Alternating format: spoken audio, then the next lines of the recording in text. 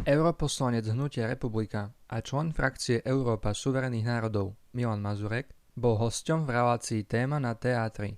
Moderátor Braňo Kráľ sa ho opýtal na jeho postoje k migračnému paktu a pripomenul, že v Nemecku v prieskumoch výrazne rastie AfD, strana, ktorú označil za extrémistickú a ktorá zároveň spolupracuje s Republikou na európskej úrovni. Mazurek reagoval veľmi priamo. Podľa neho nie je extrémistická AfD, ale práve súčasné nemecké vládne strany, ktoré podľa jeho slov presadzujú politiky namierené proti vlastným občanom. Patriotické a vlastenecké strany podľa neho rastú, pretože ľudia majú dosť migrácie a chaosu, ktorý priniesla. Zároveň pripomenul, že na Slovensku migrácia dlhodobo nebola vážnym problémom, pretože migranti smerovali najmä do najbohatších sociálnych systémov, do Nemecka či Švédska. Ako dodal, zábery z migračnej krízy z rokov 2015 a 2016 ukazovali, že len malé percento ľudí, ktorí mali utekať pred vojnou, boli ženy a deti. Podľa Mazureka bol európsky azylový systém deravý ako Emmental. Kľúčom jeho kritiky je však migračný pakt, ktorý sa má začať naplno uplatňovať budúci rok. Slovensko bude podľa neho